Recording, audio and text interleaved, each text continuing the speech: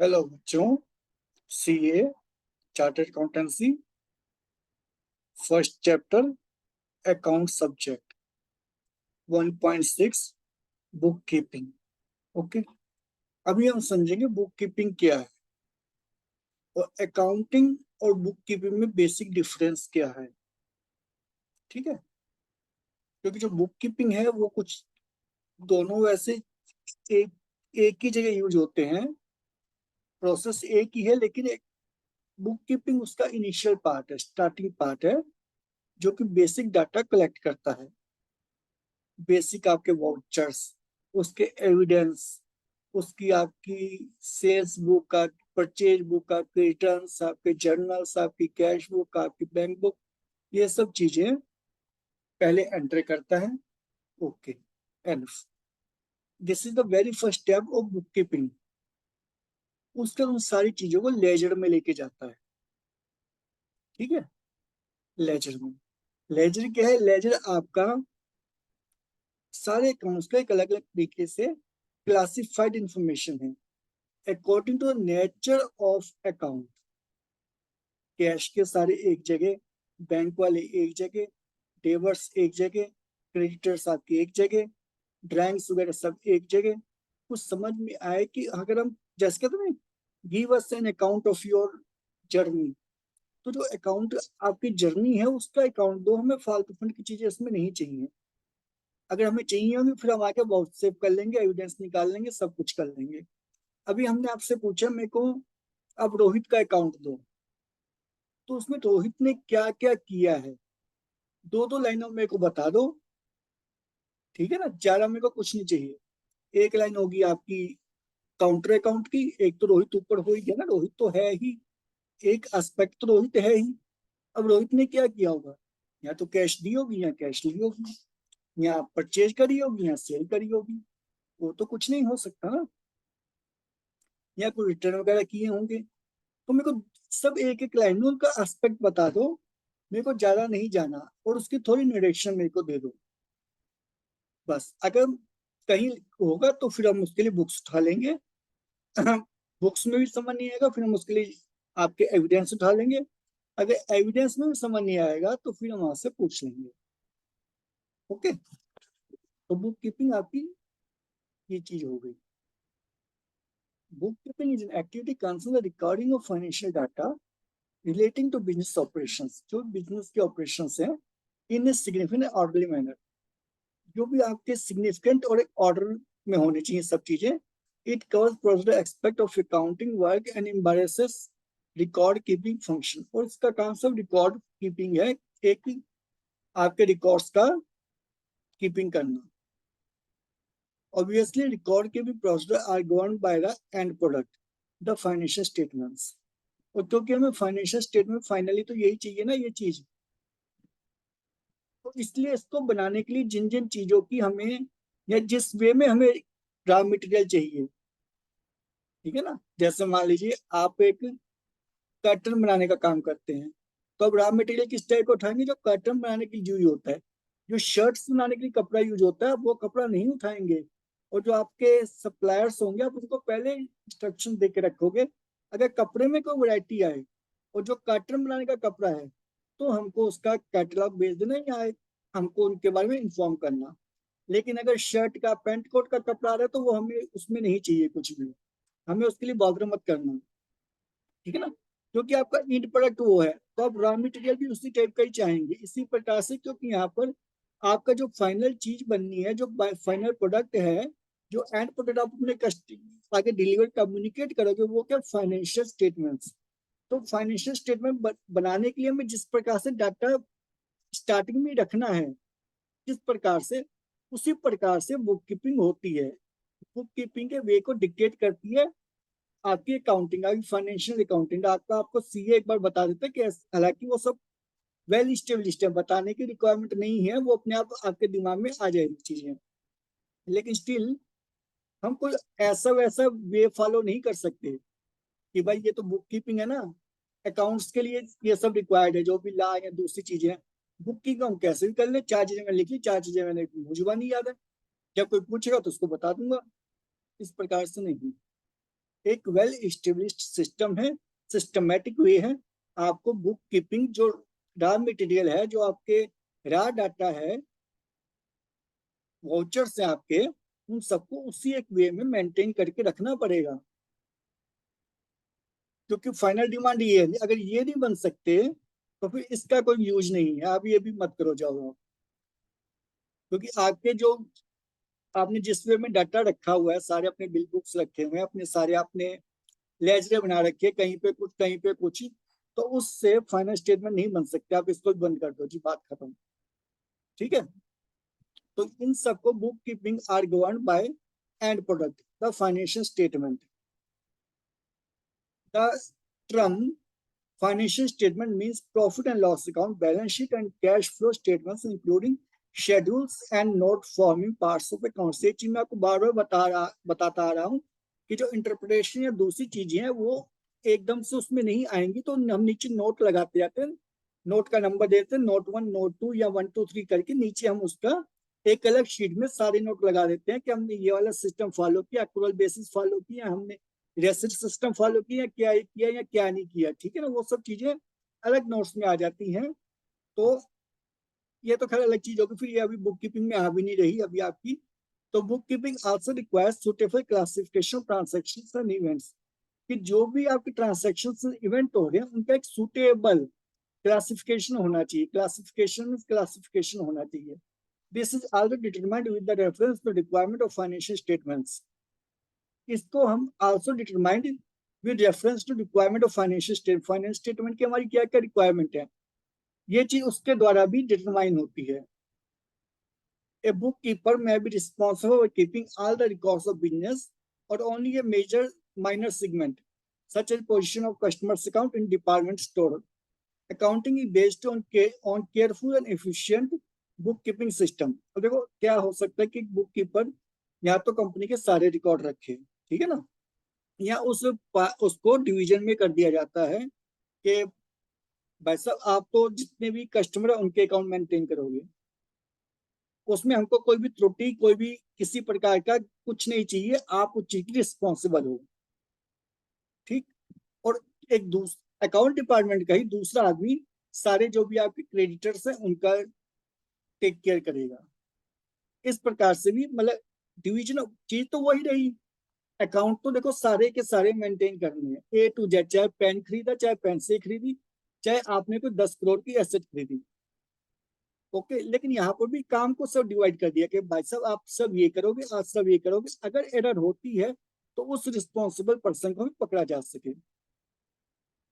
पहली बात। दूसरा, मान लो ट्रांजेक्शन बहुत ज्यादा होती है, जैसा TCS फर्म में आपकी है, रिलायंस आपकी है, रिलायंस के अंदर एक आदमी कितने अकाउंट मेंटेन कर लेगा, बताओ जरा सोचो, कितने अकाउंट मेंटेन कर लेगा। तो वहां पर भी डिवीजन ऑफ वर्क हो जाता है बेसिकली। सो इससे कोई फर्क नहीं पड़ता, इससे सब रिस्पॉन्सिबिलिटी शिफ्ट हो जाती है। आप एक तरह का स्पेशल काम देखोगे, आप एक तरीके का देखोगे, आप एक तरीके का देखोगे, लेकिन फंडा क्या, फंडा वही फिर भी वही है कि अकाउंट सारे के सारे मेंटेन करने हैं। अगर आपने ऑफिशियली चाय भी मंगवाई है, चाय मट्ठी मंगवाई है, तो उसका भी वाउचर बन के आपके बुक्स में जाएगा। ठीक है, छोड़ना वाला कुछ नहीं है, चाहे तो आप डिवीजन ऑफ वर्क कर लो, चाहे आप सिंगल आदमी को सबको दे दो। Accounting based on careful and efficient book keeping system. क्योंकि इसने जो कुछ भी हमें बताना है अकाउंटिंग ने, वो बुक कीपिंग को ही करके बताना है। जो बुक कीपिंग से डाटा आ गया उसी को एनालाइज करके, उसी को इंटरप्रेट करके, उसी के स्टेटमेंट बनाकर ही तो हमें कुछ बताना है। फॉर एग्जाम्पल, आप सपोज करो आपको कोई कुकिंग करनी है, उसके लिए आपको गाजर चाहिए, आलू चाहिए और मसाले चाहिए।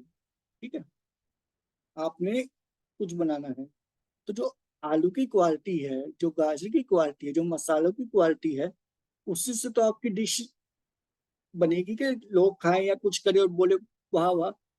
अगर आपके आलूओं में कीड़े लगे हुए हैं, गाजर आपकी सड़ी हुई है, मसालों में आपके फफूंद लगा हुआ है, और तेल आके प्रॉपर है नहीं, तेल आके 4 दिन पहले पकौड़े तले तो उसका बचा हुआ है, तो अब गाजर की जो भी डिश बनाने जा रहे हैं वो क्या बनेगी।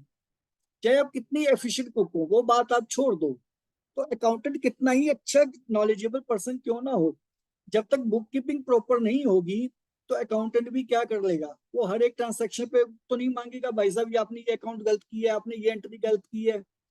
वो ट्यूटर नहीं है ना, he is not a teacher, he is also an accountant. तो जितनी एफिशिएंट वे में आपने बुक कीपिंग करी है, अकाउंटिंग उसके ऊपर ही डिपेंड करती है। यहाँ तो भी अकाउंटेंट बैठ जाए सब कुछ खोल के भाई पहले एंट्रियां चेक करे सारी बैठ के, तो बुक कीपिंग रिक्वायरमेंट क्या है, फिर अकाउंटेंट एंट्रीज भी कर लेगा, वो अपने अंडर एक बंदा बिठा देगा या अपना बंदा कंपनी में बिठा देगा कि भाई आपके जो भी अभी एम्प्लॉय है आप उसको छोड़े, आप इससे काम करवाएं, क्योंकि उसको जो भी डाटा चाहिए, देखो उसमें कोई गलत भी नहीं है, उसको एक्यूरेट चाहिए ना, उस हेडेक तो उसके सर पे आएगी।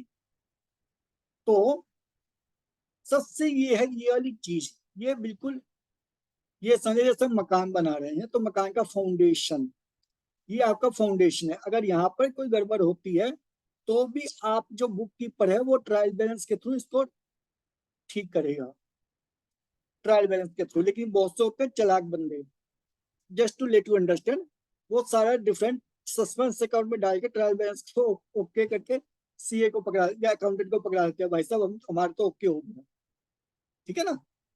तो वो सब चीजें भी एसेंशियल हैं कि जब, क्योंकि आपने सस्पेंस अकाउंट में ट्रांसफर तो कर दिया डिफरेंस, लेकिन अकाउंट्स में तो आपकी प्रॉब्लम रह गई।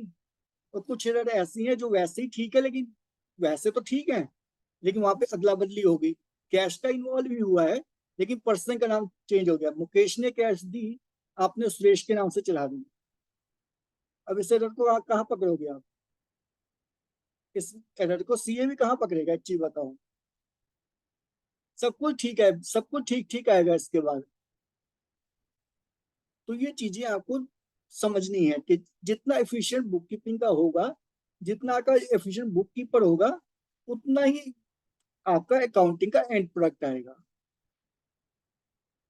तो इसको सबसे पहले स्ट्रिक्ट रखना जरूरी है,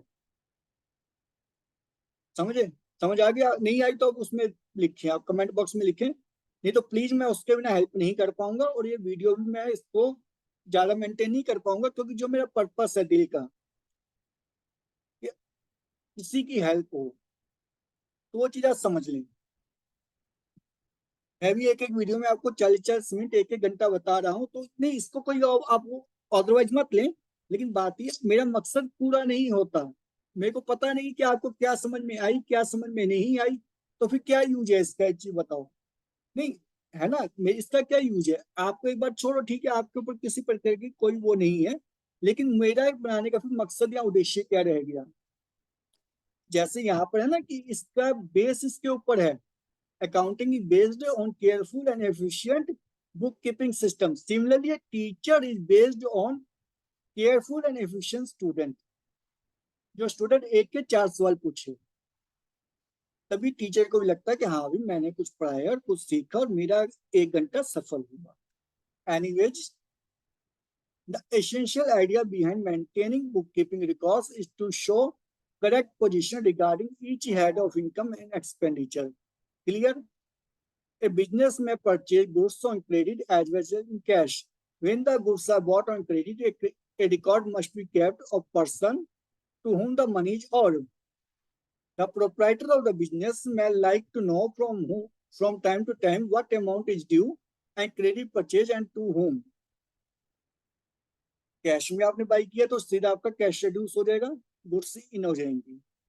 लेकिन अगर आपने किसी कस्टमर के नाम पर ली है, कस्टमर से क्रेडिट पर ली है, तो उस कस्टमर का नाम आप चढ़ाएंगे, ताकि जो भी प्रोप्राइटर है, यहाँ पर प्रोप्राइटर शब्द यूज हुआ है, लेकिन स्टिल बात फिर भी ठीक है, प्रोप्राइटर जो है उसको पता चले मुझे इन 10 बंदों को 10-10 हजार रुपए देने हैं, मेरा टोटल देनदारी 1 लाख रुपए की है, तभी तो वो भी आके देखेगा ना कि भाई मेरे 1 लाख की देनदारी और मैं उसमें क्या कमा रहा हूँ, क्या मान लो सब इतनी देनदारी है कंप्लीट, उसका सारे एक्सपेंस सारे उसके जितने भी नेगेटिव वैल्यूज है वो सारी यही है, सब 1 लाख रुपए, तभी तो देखेगा ना भाई मैं तो इसमें से 90,000 रुपए निकाल रहा हूँ, 10 लाख फिर भी मेरे ऊपर आ रहे हैं, तो वो एक्टिविटी कैरी ऑन क्यों करेगा। या दूसरे वो देखेगा, सप्लायर दूसरे देखेगा कि मैं ये वाले मेरे को सस्ता माल दे रहे हैं तो मैं इनसे माल उठाऊंगा, जो 1 लाख का मैं माल उठाता हूँ तो मैं 90,000 का 80,000 का माल उठाऊंगा, दूसरे में कहीं और ढूंढेगा कहाँ जहाँ से उसको होलसेल रेट पर मिलेगा या और चीपर मिलेगा, या डायरेक्ट मैन्युफैक्चरर से बात कुछ भी करेगा,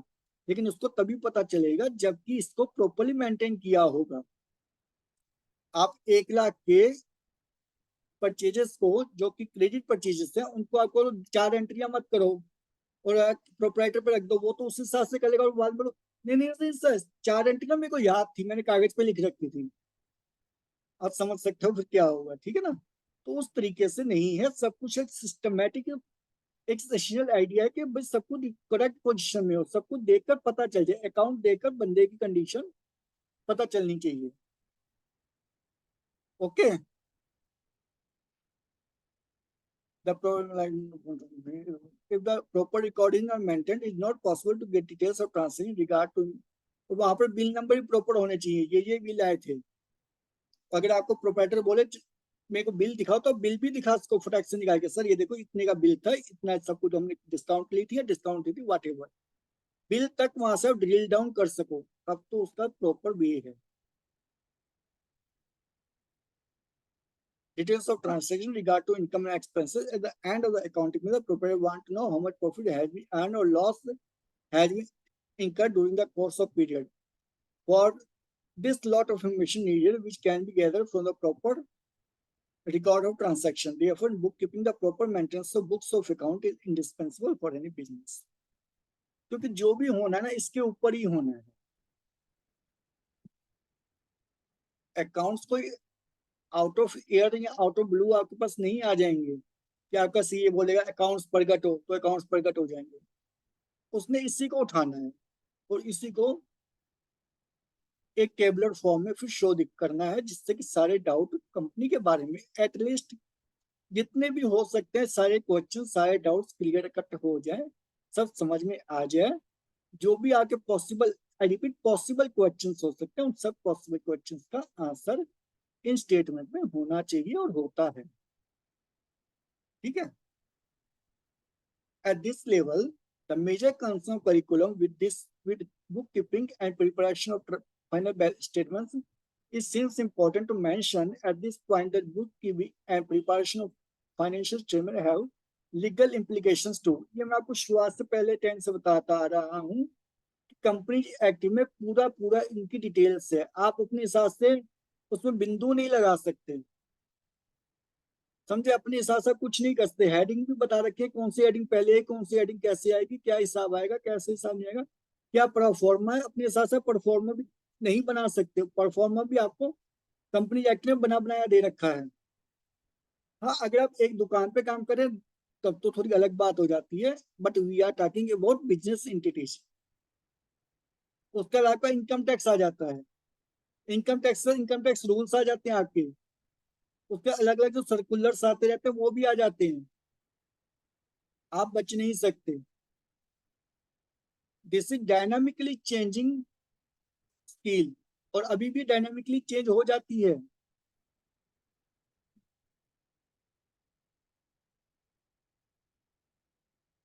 maintenance of books of account and the preparation of financial statement of a company are governed by Companies Act. Banks and insurance companies by special act governing these institutions and so on Harvard. ठीक, आपके companies act के द्वारा इन सब चीजों को, finance statements को, maintenance के जो भी सिस्टम है उसको डिक्टेट किया जाता है। और अगर बैंक से इंश्योरेंस कंपनी है तो वो उनके स्पेशल एक्ट होते हैं जो कि उन पर गवर्न होते हैं, उसी हिसाब से फिर वो भी अपने अकाउंट मेंटेन करते हैं। For sole proprietorship and partner firms, there are no specific legislation regarding the maintenance of books of account, preparation special और फाइनेंशियल स्टेटमेंट। मैंने अभी आपको बताया कि अगर आप दुकान पर काम कर रहे हैं, दुकान के अकाउंट मेंटेन कर रहे हैं, तब ठीक है, अभी कर लो, तब वो के क्या भाई अभी इतने एक्सपेंसेस हैं, इतनी रिसोर्सेस नहीं है कि आप इतना स्केलेबल कर सकें, या कोई कुछ भी रीजन हो सकता है, वो बात नहीं है। लेकिन सोल प्रोप्राइटर, पार्टनरशिप, दुकानें वगैरह अभी इस आपको कंपनीज एक्ट गवर्न नहीं करता ना। आपको इनकम टैक्स, आपने हाँ इनकम टैक्स का प्रॉपर वे में कर दिया, समझ में आ गया, इतना बहुत है आपके लिए। अभी अगर आप अपना कोई पर्सनल बिजनेस कर रहे हैं, मान लीजिए आप कोई प्रोफेशनल हैं, आप सॉफ्टवेयर बनाते हैं, या अपनी पर्सनल वेबसाइट डेवलप करने का काम करते हैं, या आपकी कोई केमिस्ट की शॉप है, या आपकी ग्रोसरी की शॉप है, ठीक है, इतना इतना समझ में आ गया आपका, आपने उसका अपने स्टेटमेंट का अटैच कर दिया, दैट्स ओके। ठीक है, इतना आप क्लियर कट समझ ले, और जहां समझ में नहीं है मैं बार बार बोल रहा हूँ क्वेश्चन पूछें। Objects of book keeping, complete recording of transaction. Okay, ये कितनी बार हो चुका है। ठीक है, तो मुझे नहीं लगता मुझे यहाँ पे कुछ बोलना चाहिए।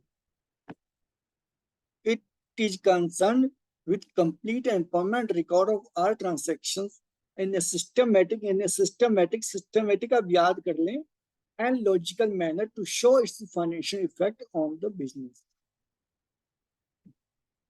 तो मूल बीज यही है, छोटी छोटी लाइनें हैं, बाकी आपको इनको अपने हिसाब से एक्सप्लेन करना आना चाहिए। इसलिए मैं बार बार मल्टीपल शब्द और बार बार एक चीज को रिपीट करता हूँ कि आपके दिमाग में उसकी रूट हो जाए, जब आप लिखने बैठे तो कुछ भी आपको थोड़ा सा भी याद रहेगी आपके ब्रेन में, तो आप 10% को भी कर लेंगे कवर अप। मूल अवधारणा रह जाएगी, मेन कॉन्सेप्ट रह जाएगी आपके दिमाग में। A settlement of financial effects on the business. It is concerned with the combined effect of all the transactions made during the accounting period upon the financial position of a business as a whole। पूरे साल में या पूरे period में आपने क्या किया। अब पीरियड आपका क्वार्टरली भी हो सकता है और एनुअल भी हो सकता है। ठीक है, उसका 15 दिन का स्टेटमेंट तैयार करें किसी भी वजह से। तो पीरियड यूज हुआ, यहाँ पर 12 मंथ यूज नहीं हुआ, तो यहाँ पर आप एनुअल मत समझ लेना, पीरियडिक। ऐसे एनुअली होता है, लेकिन पीरियोडिक पे हम क्वार्टरली सारे स्टेटमेंट बनाते हैं, सारे स्टेटमेंट कास्ट करते हैं और सबको कम्युनिकेट करते हैं 4-4 महीने पर आपके quarterly statements. Distinction between book keeping and accounting, इतना आपको क्लियर हो गया तो आगे चलें। कुछ छूट गया तो आप पूछ लें। ये आपकी बुक कीपिंग हो गई। अब ये बुक कीपिंग तो हो गई, अगर आपको इतना समझ में आ गया तो उस बुक कीपिंग अकाउंटिंग से अलग कैसे आपको इस समझ में आ गया होगा, क्योंकि यहाँ पे बड़े आराम से मैंने आपको एक्सप्लेन कर दिया है कि book keeping is maintaining basic, आपका basic, laying the foundation down. It is not king the building. क्योंकि अगर मैं आपके आगे लेजर रख दूं, किसी भी अच्छी से अच्छी कंपनी का आप लेजर देख कर नहीं बता सकते कंपनी को क्या प्रॉफिट है क्या लॉस है। वही ट्रांसेक्शन हैं जो आपके पीएलएन अकाउंट में आएंगी, आपके उसमें बैलेंस शीट में आएंगे। कुछ अनोखा वहां पर नहीं आएगा, कुछ छू मंतर नहीं हो जाएगा, लेकिन आप लेजर देखकर नहीं बता सकते, कोई नहीं बता सकता।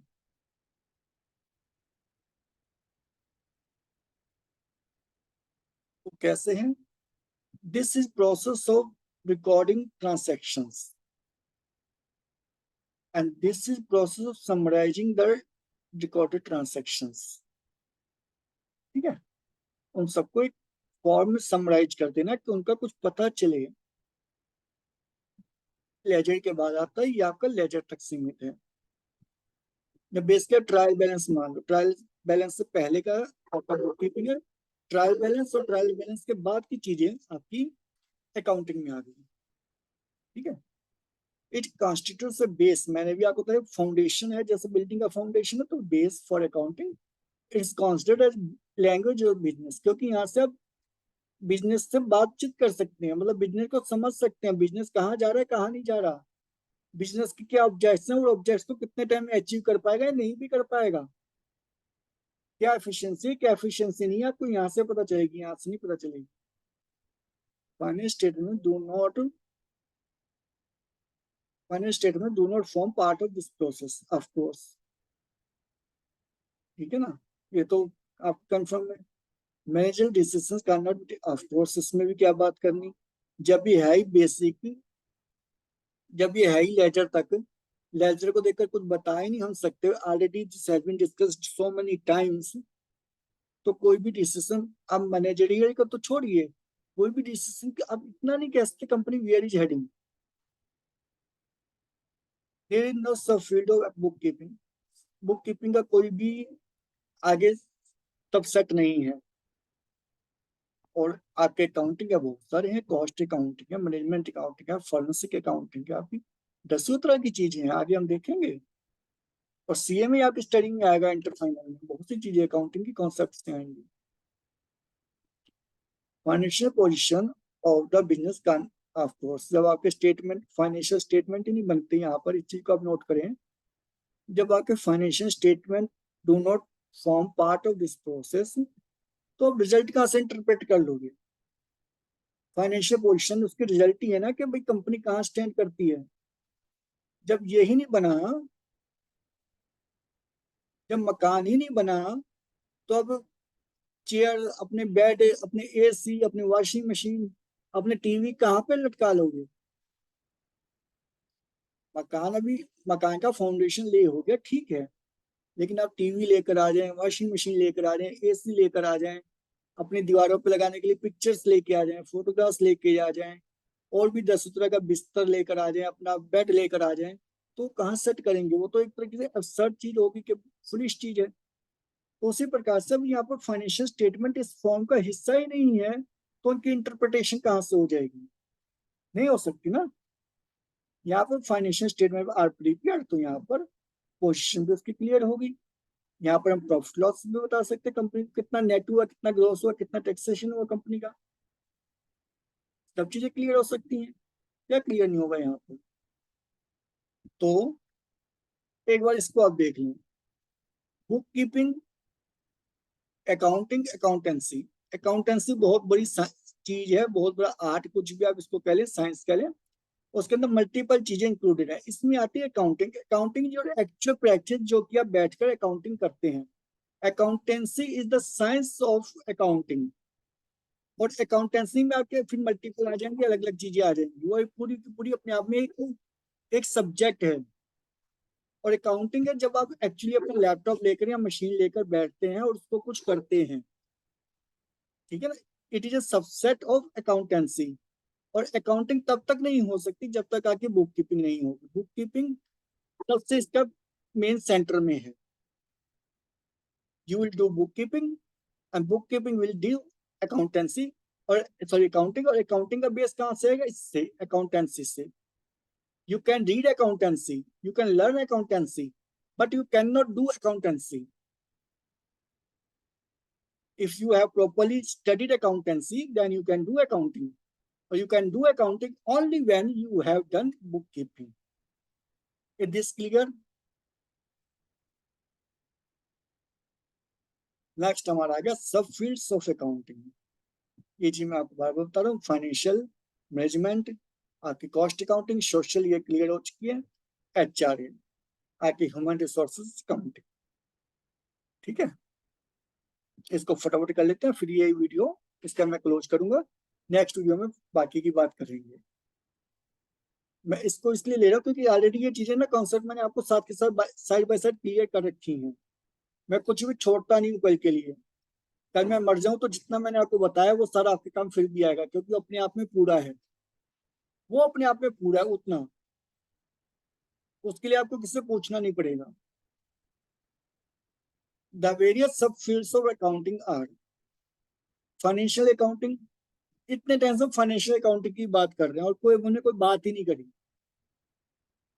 ये फाइनेंशियल अकाउंटिंग ही है जो आपकी नंबर्स के साथ रिलेटेड है, कंपनी के पीएलएन अकाउंट के साथ। आपके फाइनेंशियल अकाउंटिंग यहीं तक सीमित रह जाती है। एक बार आपके पीएलएन अकाउंट बना दी, उसकी इंटरप्रिटेशन कर दी, उसकी रिपोर्ट कर दी, उसको नोट्स कर दी, बैलेंस शीट दी, बैलेंस शीट के सारे नीचे नोट लगा दिए, अटैच कर दिए, सब कुछ आपने, और ये आपने अपने फ्लो स्टेटमेंट वगैरह दे दिए, दैट्स एनफ। यहाँ पर फाइनेंशियल अकाउंटिंग सांस लेके रुक जाएगी। Now this all will go to along with many other records either to management accounting or to cost accounting as per case में भी। यही चीजें along with many other चीजें मैनेजमेंट के पास जाएंगी, तभी तो मैनेजमेंट कोई चीज डिसाइड करेगा। और मैनेजमेंट में भी अकाउंटिंग के पास डायरेक्टली मैनेजमेंट के पास सभी चीजें जाएंगी, लेकिन मैनेजमेंट अकाउंटिंग डिपार्टमेंट में जाएंगी, ताकि वो उसको और एनालाइज करके और छानबीन कर उस चीज को क्रीमी लेयर को लेकर आए जो कि मैनेजर्स के लिए रिक्वायर्ड है। डिसीजन मेकर्स के लिए, इनसाइडर डिसीजन मेकर्स के लिए, क्योंकि ये प्रोडक्ट जो इसका प्रोडक्ट होगा और इसका प्रोडक्ट होगा, ये आपके पब्लिक के पास नहीं जाएंगे। पब्लिक तक यही सीमित है आपकी फाइनेंशियल अकाउंटिंग। इसका आउटकम पब्लिक तक जाएगा।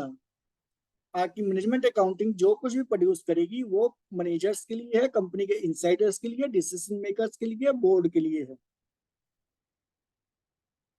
ठीक है। नेक्स्ट कॉस्ट अकाउंटिंग, ये है कॉस्ट असर्टेनमेंट। अब कोई भी चीज प्रोड्यूस कर रहे हैं तो उसकी कॉस्ट आ रही है, यूनिट की कॉस्ट फाइनली आ रही है। हम इन लार्ज में सीधा नहीं कर सकते। हमारे 5 लाख करोड़ रुपए का सामान बनता है, हमारे 5 लाख करोड़ रुपए की प्रोडक्शन होता है, तो हम उसको 4 लाख करोड़ रुपए कैसे करेंगे? इसको नहीं कर सकते। तो यूनिट लेवल तक जाया जाता है। जो एक हमारा डब्बा बन रहा है, वो डब्बा कितने का बनता है और डब्बे में क्या क्या लगता है, क्योंकि वो लगता है, जो डब्बे में लगता है वो डब्बे की भी कॉस्ट, लगने वाली जो यूनिट चीजें हैं, रॉ मटेरियल, उनकी कॉस्ट भी क्या, कहाँ से अराइज हो रही है और हमको कहाँ से कैसे मिल सकती है और क्या उसका इंतजाम हो सकते हैं, उसकी जगह हम क्या दूसरी चीज यूज कर सकते हैं। कॉस्ट अकाउंटिंग अपने आप में सब्जेक्ट है। सोशल रिस्पॉन्सिबिलिटी मैंने आपको क्लियर कर दी थी। ह्यूमन रिसोर्सेज ये भी हम पढ़ लेंगे। तो चलिए इसको एक बार फिर पढ़ लेते हैं। डबल ट्रिपल टाइम करेंगे बट इसको अच्छे से कवर करेंगे। It covers the preparation and interpretation of finance statements and communication to users of accounts. ये आप लाइन इसको घोल के पी जाओ, चाय के साथ या कॉफी के साथ। It covers the preparation and interpretation of financial statements and communication to users of accounts. अब who are the users of account? Can be anyone. लेकिन आपको नाम लिखने पड़ेंगे, वो मैं नाम ऑलरेडी आपको बता चुका हूँ, इनसाइडर आउटसाइडर करके। पिछले वीडियो देखना, उनमें मैंने आपको अच्छे से एक्सप्लेन किया है, नहीं तो ये वीडियो कभी खत्म ही नहीं होगा इस प्रकार से। It is historical in nature. अब ये हिस्टोरिकल है क्यों? क्योंकि जो हो चुका है उसी की इंटरप्रिटेशन करके आपको बताता है, आगे के बारे में क्या बताएगा, और ना इसका स्कोप है। हाँ, जो हो चुका है उसके साथ साथ थोड़ी बहुत फोरकास्टिंग ठीक है, ओके है, बट इसका जितना भी डाटा हिस्टोरिकल है कि हमने इस फाइनेंशियल ईयर के अंदर क्या क्या किया, जो जो हमने किया वो एज ऑन ए डेट आपकी बैलेंस शीट आ जाती है, और for the period of such and such आपका पिल अकाउंट आ जाता है। आ गया, लेकिन ये किस पे बेस है? जो पूरे साल ऑफकोर्स पास्ट में हुआ। अब आप मई में चल रहे हैं, मान लीजिए आप अप्रैल में चल रहे हैं, तो मई में जो कुछ भी होगा अब उसकी एंट्री कहाँ से करेंगे? ठीक है ना। अगर आप मान लीजिए अप्रैल 2024 में खड़े हैं, तो मई 2024 की एंट्री आप कैसे कर सकते हैं, कैसे कर लेंगे? आपने जो कुछ भी किया होगा अप्रैल 2024 से पहले की एंट्रियां होंगी, उनके बेस पे आपने ये अपना स्टेटमेंट बनाया है। तो ये जो भी हुआ हिस्टोरिकली हुआ ना,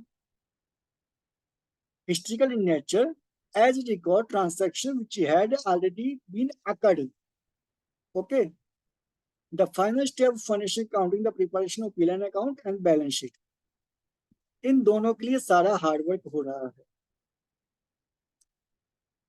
और ये भी आगे चल के फिर इनका रॉ मटेरियल बन जाते हैं आगे चलकर।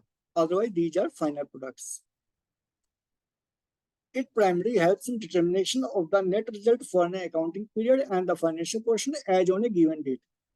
ये आपकी as on given date balance sheet हो गई। फाइनेंशियल पोजीशन मतलब balance sheet, and net result चाहे वो प्रॉफिट हो चाहे लॉस हो, ये आपका हो गया पीएल अकाउंट। और ये फॉर द पीरियड ऑफ होता है, और आपकी balance sheet as on a given particular date होती है।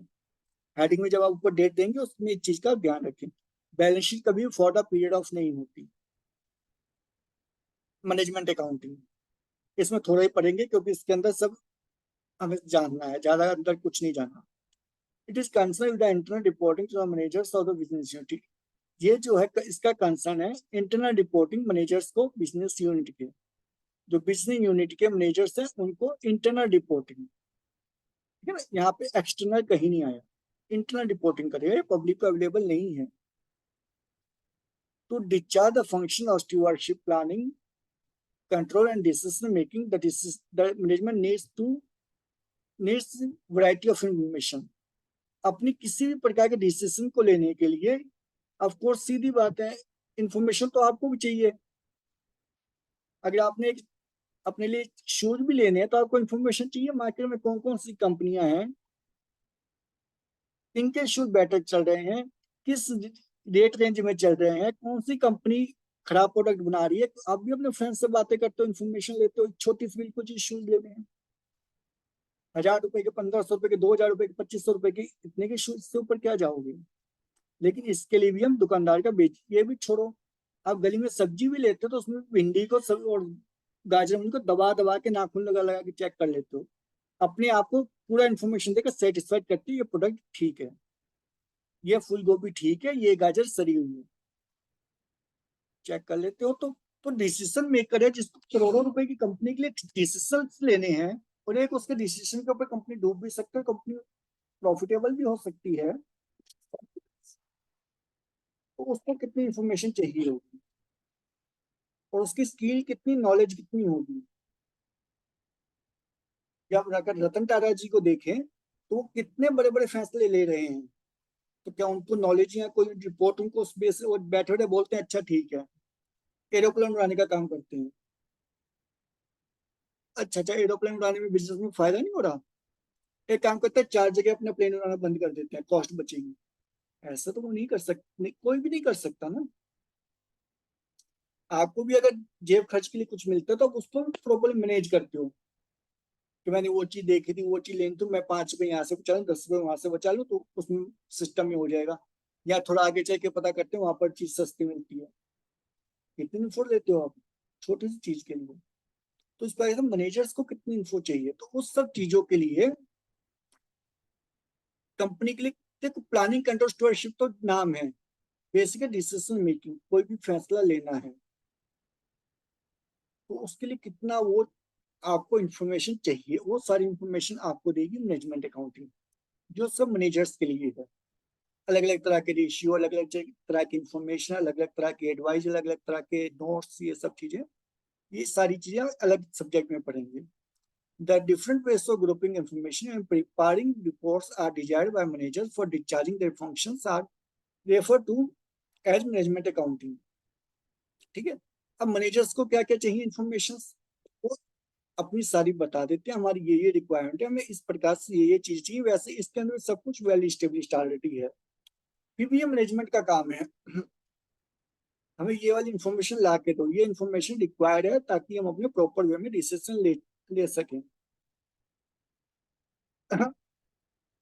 यहाँ पर तो क्या है कि आपने बैलेंस शीट बना दिया एज पर कंपनी ला, और अपने इनकम टैक्स को प्रॉपरली मेंटेन कर दिया, आपने प्लेन अकाउंट बना दिया, ओके है। अब इसमें क्या करोगे, ये तो डिक्टेट हो रही है ना आपकी बाई लॉ, इसमें क्या क्या कर लोगे, चांद तारे थोड़ी लगा दोगे। लेकिन इसके अंदर अलग अलग इंफॉर्मेशन चाहिए,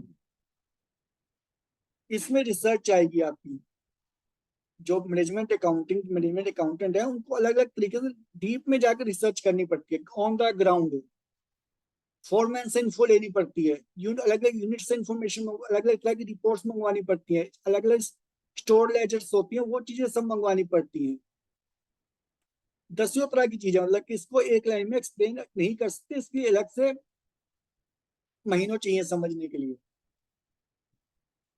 A very important component of management account is cost accounting, which deals with the cost settlement and cost control।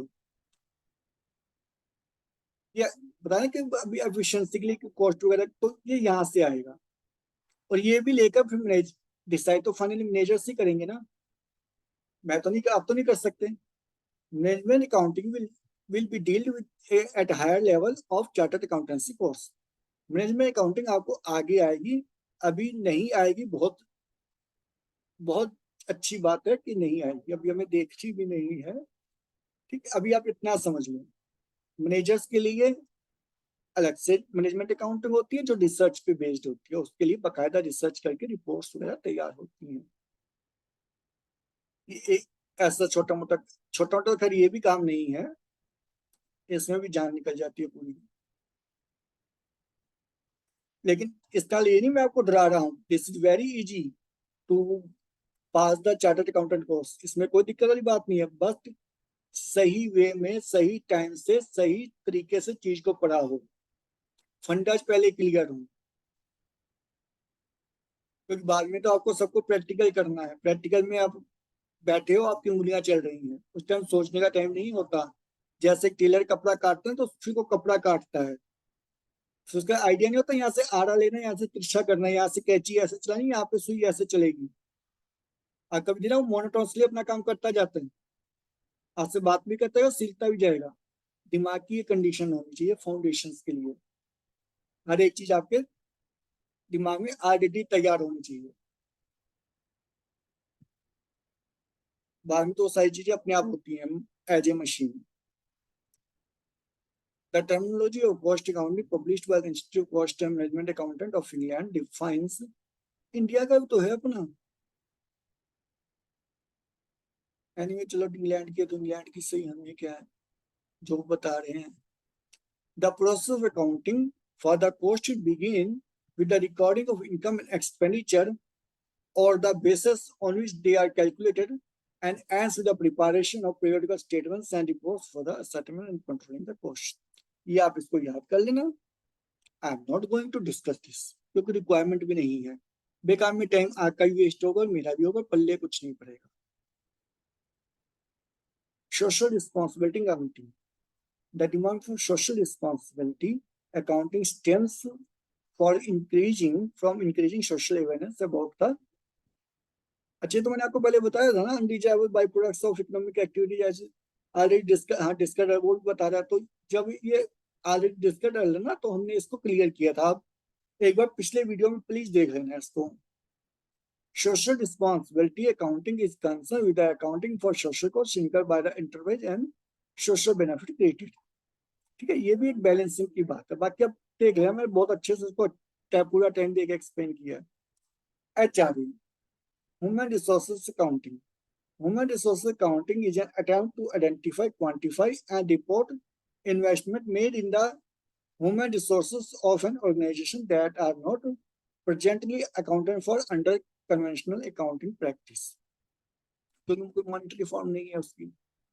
तो ये जैसे आपके आपके एम्प्लॉयज हैं, उनकी ट्रेनिंग के लिए, उनके बेटरमेंट के लिए, उनके रिसोर्सेस को शार्प, क्योंकि तो काम तो उन्होंने करना है, आप क्या करते हो। अगर आपका HRA या ह्यूमन रिसोर्सेस नहीं बेटर नहीं है, एफिशिएंट नहीं है, तो आपके बिजनेस के अंदर एफिशिएंसी आ ही नहीं सकती। ठीक है ना। मान लीजिए दो कंपनीज हैं, कस्टमर की एक छोटी सी बात ले लो। कस्टमर फोन करता है, और एक कंपनी का कस्टमर फोन करता है कि भाई ये चीज के अंदर, ये प्रोडक्ट के अंदर दिक्कत है। तो वहां पर बोलते हैं भाई आपको सेल कर दिया, आपको हैंडल कैसे किया, आपको हैंडल करना प्रॉपरली आता, आपने कहाँ से, आपको पता है चीज को कैसे हैंडल करते हैं, उसका आपने मिस हैंडल की हो, तो यू आर रिस्पॉन्सिबल। मैं बिल्कुल आपको खड़े शब्दों में बता रहा हूँ। दूसरा वो ठीक है सर, हम इसकी पूरी इंक्वायरी करेंगे, आप प्रोडक्ट हमें भेज दीजिए, कोई दिक्कत नहीं है, हम आपको थोड़ा इतना बता देते हैं, आपने यहाँ क्लिक किया, इससे कुछ किया था, कोई चीज हुई थी, तो दोनों में जमीन आसमान का फर्क है कि नहीं। एक बार यूजर सोचेगा, दूसरी बार जो दूसरा कस्टमर केयर है, एक बार मैं ऐसे करके देख लेता हूँ, क्या तो ये मेरी प्रॉब्लम नहीं कर भी सॉल्व हो जाए, है ना। नहीं तो मैं इनको बता देता हूँ, हाँ मैंने ऐसे किया था, तो उस हिसाब से किसी इंजीनियर को भेजें, क्योंकि अभी तो अंडर पीरियड वारंटी है मेरा प्रोडक्ट। तो ठीक है, मेरे से थोड़ी मिसहैंडलिंग हो गई, लेकिन ठीक है सर, आप इंजीनियर भेज दो। दोनों में कितना फर्क आ गया। एक ही बंदा कंप्लेन करेगा, आगे जाके बात करने की तमीज नहीं है, और फिर ऑफकोर्स और चार बंदों को और मना करेगा कि इससे मत चीज लेना आप। और ब्रांड वैल्यू, ब्रांड लॉयल्टी आप अच्छे से समझते हैं, सारी चीजें खत्म होंगी, और ऑफकोर्स उस कंपनी के लिए और इंटरप्राइज के लिए मार्केट में टिकना बहुत मुश्किल होगा। एफिशिएंसी,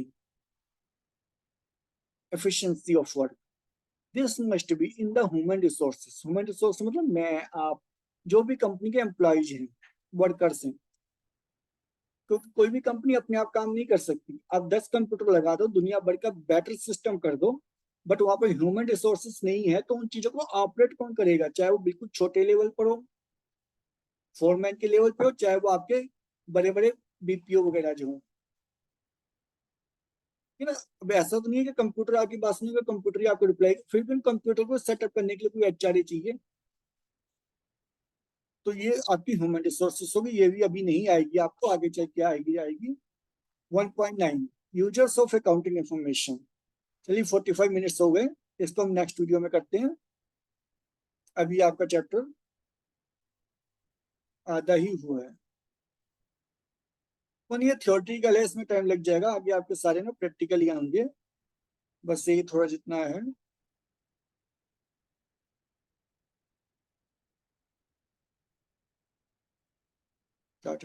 ठीक है, चलो ठीक है, इसको निपटा लेंगे, नो प्रॉब्लम एट ऑल, हो जाएगा, ऐसी कोई बात नहीं है। हमने इसको कर लिया है। जब मैं पढ़ाता हूँ मैं याद नहीं रखता कि कहाँ तक क्या क्या हुआ है, फ्लो में जो भी होता जाता है। 1.9 तक हमने कर लिया, नेक्स्ट वीडियो में 1.9 को स्टार्ट करेंगे। Thank you very much. जुड़े रहें, सीखते रहें, देखते रहें और सीख कर आगे बढ़ते रहें। चलिए, थैंक यू वेरी मच।